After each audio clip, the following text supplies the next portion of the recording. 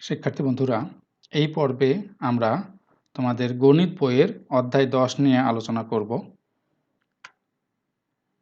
মূল আলোচনায় যাওয়ার আগে আমরা কিছু ছবি দেখি। তোমরা যেটা দেখছো তোমরা সবাই এটা চিনো। এটার নাম কি? এটার নাম হচ্ছে সিডি বা ডিভিডি। যদি জিজ্ঞেস করা হয় এর আকৃতি কেমন, তোমরা বলবে কি এটার আকৃতি হলো গোলাকার বা বৃত্তাকার। এরপরে দেখো এটা একটা ঘড়ি, এর ডায়ালটা কেমন? এটাও বৃত্তাকার। এরপরে দেখো এটা কি? এটা একটা সাইকেলের চাকা, এর আকৃতি কেমন? এটা বৃত্তাকার। ঠিক আমরা প্রতিদিন যেটাতে খাই, এটা একটা খাওয়ার প্লেট, এটাও বৃত্তাকার। তাহলে এই ধরনের জিনিসকে বৃত্তাকার জিনিস বলে। তাহলে বৃত্ত কি? আমরা এখন একটা দেখি যে এই এটা একটা বাংলাদেশের 1 টাকার মুদ্রা। আমরা বৃত্ত বোঝার জন্য এই মুদ্রাটা ব্যবহার করব। এটার আকৃতিও কিন্তু বৃত্তাকার। তো আমরা একটা বৃত্ত আঁকবো, এই জন্য কী করব, একটা সাদা কাগজের উপরে মনে করো এই মুদ্রাটা আমরা রাখলাম। রেখে আমরা বাম হাত দিয়ে মুদ্রাটাকে চেপে ধরব এবং একটা পেন্সিল দিয়ে এইভাবে একটা পাক ঘুরিয়ে আনবো। ঠিক এইভাবে যে আমরা পেন্সিল দিয়ে কি করব, এইভাবে আমরা একটা পাক ঘুরিয়ে এখানে এনে ছেড়ে দেব। ছেড়ে দেওয়ার পরে আমরা পয়সাটা সরাই নিলে দেখব কি যে আমার এটা একটা চিত্র হয়েছে। এই যে চিত্রটা দেখলাম এর নামই হচ্ছে বৃত্ত। তার মানে বৃত্ত এই গোলাকার আবদ্ধ বক্ররেখাটাই হচ্ছে বৃত্ত।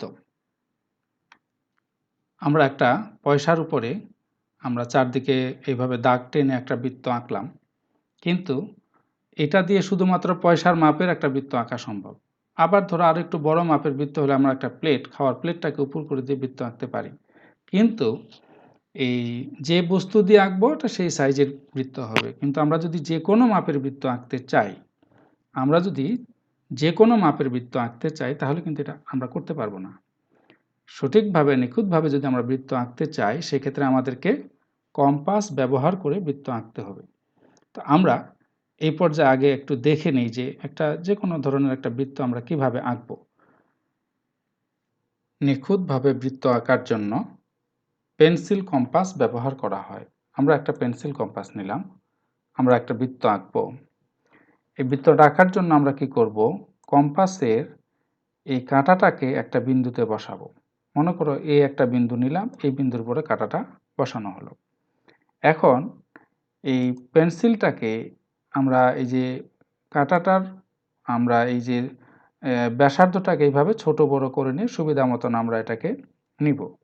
নেয়ার পরে এখন এটাকে যদি আমরা এইভাবে একটা পাক ঘুরিয়ে আনি, এইভাবে একটা পাক ঘুরিয়ে আনলে কি হবে, একটা বৃত্ত আঁকা হয়ে যাবে। মনে করো আমরা এইভাবে একটা পাক ঘুরাই দিলাম। এই যে এক পাক ঘুরিয়ে নিলাম, তাহলে আমরা বৃত্ত আঁকা হয়ে গেল। এটা একটা বৃত্ত। এখন এই যে যেই বিন্দুতে বসিয়ে এটাকে ঘোরানো হলো, এই বিন্দুটার নামই কেন্দ্র। আর যে বক্ররেখাটা পেলাম এটার নাম হচ্ছে বৃত্ত। আমরা বৃত্ত আঁকার কৌশলটা দেখলাম। তাহলে এই পর্বে আমরা আর কি জানবো? আমরা বৃত্ত সম্পর্কে জানবো, বৃত্তের সংজ্ঞা জানবো। কেন্দ্র, জ্যা, ব্যাস, ব্যাসার্ধ, চাপ, উপচাপ, অধিচাপ, পরিধি, এই বিষয়গুলো সম্পর্কে আমরা এই পর্বে জানব। প্রথমে আমরা জানি যে বৃত্ত কি বা বৃত্তের সংজ্ঞাটা কি। আমরা এই সমতলের উপরে মনে করো যে একটা কাগজের উপরে এরকম দুটো বিন্দু নিলাম, এটা একটা বিন্দু, এটা একটা বিন্দু। এখন আমরা যদি এই বলি এরকম যে এই বিন্দুটা একটা নাম দিলাম, মনে করি এই বিন্দুটার নাম হচ্ছে এ আর এই বিন্দুটার নাম হচ্ছে বি। এখন আমি যদি একটা কাজ করি যে বি বিন্দুটা এই এ বিন্দুর সাথে সমান দূরত্ব রেখে চলতে থাকবে এইভাবে, তাহলে তার চলার পথটা কি হবে আমরা একটু দেখি। যে এই বি বিন্দুটা এ বিন্দু থেকে সমান দূরত্ব রেখে চলবে, এইভাবে চলবে। তাহলে আমরা যেটা পেলাম সেটা একটা বৃত্ত। তাহলে বৃত্তের একটা বৈশিষ্ট্য আছে কি, যে বৃত্তের উপরস্থ প্রত্যেকটা বিন্দু এই কেন্দ্র থেকে সমান দূরত্বে থাকে। তাহলে এই বৃত্তটা একটা সমতলের উপরে আছে, এটা কিন্তু এই একটা সমতলের উপরে আছে, এবং এই বৃত্তের যে রেখাটা, এই রেখার উপরস্থ প্রত্যেকটা বিন্দু এ বিন্দু থেকে সমদূরত্বে আছে। তাহলে বৃত্তের সংজ্ঞাটা কি? সংজ্ঞা হলো, বৃত্ত একটি সমতলীয় জ্যামিতিক চিত্র যার বিন্দুগুলো কোনো নির্দিষ্ট বিন্দু থেকে সমান দূরত্বে অবস্থিত। আমি যদি এইখানে একটা বিন্দু ধরি, আর এ বিন্দু আর এই বিন্দু মানে মাপ নেই, যে যত হবে এখান থেকে এইখানে একটা বিন্দু নিলে একই দূরত্ব থাকবে। আমরা আঁকার সময় শর্ত দিয়েছিলাম যে এই বি বিন্দুটা এই বিন্দুর থেকে সমান দূরত্বে থাকবে। তো বিন্দুটা আমি যেখানেই নেই না কেন, এ থেকে তার দূরত্ব সমান হবে। তো তাহলে এই বিন্দুটার নাম কি? এই বিন্দুটার নামই হচ্ছে কেন্দ্র। যে নির্দিষ্ট বিন্দু থেকে এই বৃত্তের উপরস্থ বিন্দুগুলো সমান দূরত্বে অবস্থায়, সেই নির্দিষ্ট বিন্দুটার নামই হচ্ছে কেন্দ্র।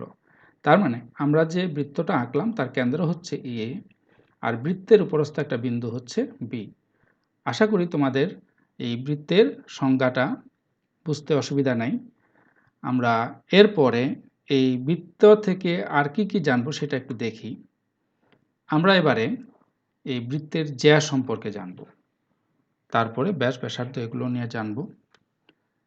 তো বৃত্তের জ্যাকে ইংরেজিতে কর্ড বলা হয়, বাংলায় জ্যা বলা হয়। জ্যা কি? যে বৃত্তের উপরে মনে করো দুটো বিন্দু নিলাম, এখানে একটা বিন্দু নিলাম আর এখানে একটা বিন্দু নিলাম। মনে করো এই বিন্দুটার নাম দিলাম আমি এ, আর এই বিন্দুটার নাম দিলাম বি। এরপরে আমি করলাম কি, এ বি যোগ করে দিলাম। তাহলে এই যে এ বি রেখাংশটা পেলাম, এই এ বি রেখাংশটাই কিন্তু বৃত্তের একটা জ্যা। তাহলে জ্যা কি? জ্যা হচ্ছে যে বৃত্তের উপরস্থ যে কোনো দুটো ভিন্ন বিন্দুর সংযোজক রেখাংশকেই জ্যা বলে। এই যে দুটো ভিন্ন বিন্দু, এ একটা বিন্দু বৃত্তের উপরস্থ, আর বি আর একটা বিন্দু বৃত্তের উপরস্থ বিন্দু। এই বিন্দু দুটো এইখানে হবে এমন কোনো কথা নেই। আমরা এখানে একটা বিন্দু এখানে একটা বিন্দু নিয়ে যোগ করলে আমরা একটা জ্যা পাবো, এখানে একটা বিন্দু এখানে একটা বিন্দু যোগ করলে আমরা আরেকটা জ্যা পাবো। এরকম এই বৃত্তের উপরে অসংখ্য জ্যা আঁকা সম্ভব।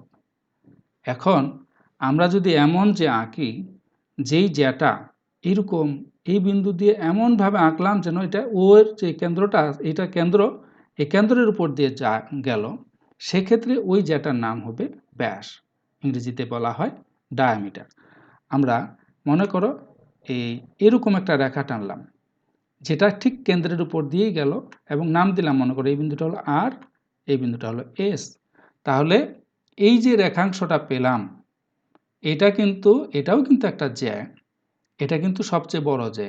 এই বৃত্তের জন্য এটা হলো সবচেয়ে বড় জ্যা, বৃহত্তম জ্যা। মানে আমি যদি আরও অনেকগুলো জ্যা আঁকি, তাহলে আরএসই হচ্ছে বৃহত্তম জ্যা। তোমাদের এরকম একটা প্রমাণ তোমাদের বইয়ে আছে, এটাও পরীক্ষাতে আসে, প্রমাণ করো যে বৃত্তের ব্যাসই বৃহত্তম জ্যা। এটাও আমরা শিখব। তো আমরা তাহলে আরএসটা কি? আরএস হচ্ছে ব্যাস। ব্যাসকে ইংরেজিতে ডায়ামিটারও বলা হয়। তাহলে ব্যাসার্ধ কি? ব্যাসার্ধ হচ্ছে, এই ব্যাস এবং ব্যাসার্ধ নামটা দেখলেও কিছুটা পার্থক্য ধরতে পারবে, এখানে একটা মিল আছে। ব্যাসের অর্ধেককে ব্যাসার্ধ বলে।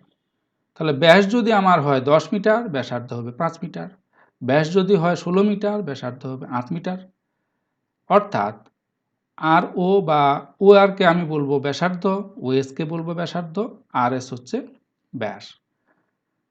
আবার আলাদা করে আমরা একে নিতে পারি। মনে করি এখানে একটা বৃত্ত নিলাম পি, ওপি যোগ করে দিলাম, তাহলে ওপি হচ্ছে বৃত্তের ব্যাসার্ধ। তো আমরা বৃত্তের ব্যাসার্ধকে আমরা আর দ্বারা প্রকাশ করব। এটাকে আমরা যেমন ধরো এটাকে আমরা প্রকাশ করলাম এটাকে আর দিয়ে, আর এটাকে আমরা ব্যাসকে ডায়ামিটার ধরা হয়, এটাকে আমরা ডি দিয়ে প্রকাশ করলাম। তো ডি এবং আর এর মধ্যে কিন্তু এখানে একটা সম্পর্ক আমরা পেয়ে যাচ্ছি। সম্পর্কটা কি? আমরা বলতে পারি যে ডি সমান হচ্ছে আর এর দ্বিগুণ। এই যে আর আছে, এই আর, এটা তো আর, আর এর দ্বিগুণ মানে 2r বলতে পারি। ডি ইকুয়াল টু হচ্ছে 2r। তাহলে আমরা পেলাম ডি সমান 2r। তাহলে আর কীরকম হবে? আমরা যদি উল্টায় বলি যে আর কত, তাহলে আর হবে d/2। মানে ডি যদি হয় 10, তো 10কে 2 দিয়ে ভাগ করলে 5, আর এর মান হবে 5। অর্থাৎ ব্যাসার্ধ ব্যাসের অর্ধেক। আর ব্যাস ব্যাসার্ধের দ্বিগুণ। এই হলো ব্যাস ব্যাসার্ধের মধ্যে সম্পর্ক। তাহলে আমরা যে বিষয়গুলো জানলাম তা হচ্ছে আমরা বৃত্ত সম্পর্কে জানলাম, কেন্দ্র জানলাম, জ্যা জানলাম, ব্যাস জানলাম এবং ব্যাসার্ধ জানলাম। এরপরে আমরা চাপ, উপচাপ, অধিচাপ এবং পরিধি সম্পর্কে জানব।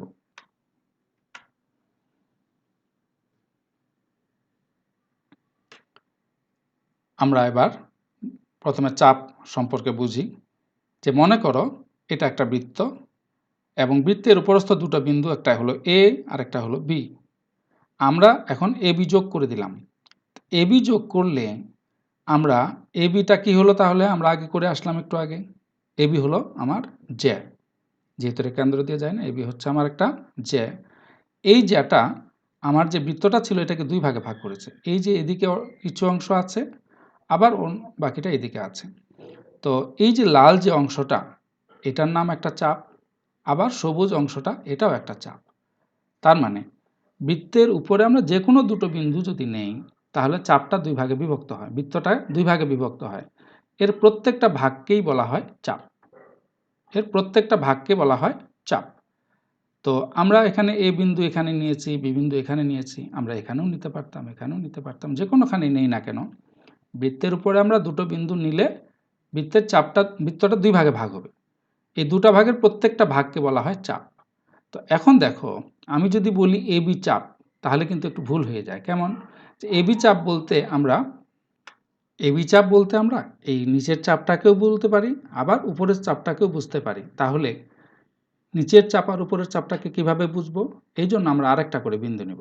মনে করো এবি এর নিচের দিকে আমরা একটা বিন্দু ডি নিলাম আর উপরে একটা বিন্দু সি নিলাম। তাহলে উপরের এই সবুজ চাপটাকে আমরা বলবো এসিবি চাপ, আর নিচের এই লাল চাপটাকে বলবো আমরা এডিবি চাপ। তাহলে আমাদের কাছে চাপ কথাটা পরিষ্কার হয়েছে। চাপ হচ্ছে কি, যে এই বৃত্তের উপরস্থ দুটো বিন্দু নিলে এই বৃত্তটা দুই ভাগে বিভক্ত হয়। সমান ভাগে বিভক্ত হবে না যদি এটা ব্যাস না হয়, কিন্তু দুই ভাগে বিভক্ত হবে, এক ভাগে একটা চাপ থাকবে, আরেক ভাগে আরেকটা চাপ থাকবে। তাহলে উপচাপ কি এবং অধিচাপ কি? উপচাপ আর অধিচাপ বোঝার জন্য, মনে রাখার জন্য সবচেয়ে সহজ একটা বুদ্ধি হলো অধিক চাপ যেদিকে সেটা অধিচাপ, মানে অধিক মানে বেশি চাপ। নিচে লক্ষ্য করো, এডিবি চাপ তো পরিষ্কারভাবে এসিবি চাপের চাইতে বড়। তাহলে এডিবির চাপটা যেহেতু বড় তাহলে এটাই অধিচাপ। তাহলে এডিবি যদি অধিচাপ হয় তাহলে এসিবিটা উপচাপ। তাহলে কোনো বৃত্তকে আমরা, বৃত্তের চাপটা যদি একটা চাপ ছোট হয় একটা বড় হয়, তাহলে বড় চাপকে বলা হয় অধিচাপ। এখানে চিত্রে এডিবি চাপ বা লাল চাপটা হলো অধিচাপ, এবং সবুজ চাপ অর্থাৎ এসিবি চাপটা হচ্ছে আমার উপচাপ। ছোট চাপ বা সবুজ চাপ বা এসিবি চাপটা হলো আমার উপচাপ। এডিবি চাপ বা বড় চাপ বা লাল চাপ, এই চাপটা হচ্ছে আমার অধিচাপ। আমরা জানলাম চাপ কি, উপচাপ কি আর অধিচাপ কি। এবার আমরা জানব পরিধিটা কি। পরিধি হচ্ছে যেই বক্ররেখা দ্বারা বৃত্তটি আবদ্ধ, এই বক্ররেখার দৈর্ঘ্যই হচ্ছে তার পরিধি। যেই বক্ররেখা দ্বারা বৃত্তটি আবদ্ধ, মনে করো এসিবি চাপের দৈর্ঘ্য আর এডিবি চাপের দৈর্ঘ্য, এই পুরা দৈর্ঘ্য যোগ করে দিলে আমরা যেটা পাবো সেটাই হচ্ছে বৃত্তের পরিধি। আমরা অনেকেই ভুল করে বলি যে এই চাপটাই পরিধি। আসলে চাপ কিন্তু পরিধি না, বা বৃত্তটা পরিধি না। বৃত্তটা হলো এই পুরাটাই একটা বৃত্ত, আর বৃত্তের দৈর্ঘ্যটাকে বলা হয় পরিধি। বৃত্তটা যেই বক্ররেখা দ্বারা আবদ্ধ, এই রেখার দৈর্ঘ্যটাকে বলা হয় পরিধি। আমরা এর পরের ভিডিওতে আমরা বৃত্তের পরিধি কিভাবে 2πr হয় এবং এই ক্ষেত্রফল কিভাবে πr² হয় সেটা দেখব। এবং পরবর্তীতে আমরা এই অধ্যায় থেকে যে সকল উপপাদ্য এবং অনুশীলনীর প্রশ্ন আছে সেগুলো সলভ করব ইনশাআল্লাহ। এই ভিডিওটা দেখার জন্য তোমাদের সকলকে অনেক অনেক ধন্যবাদ।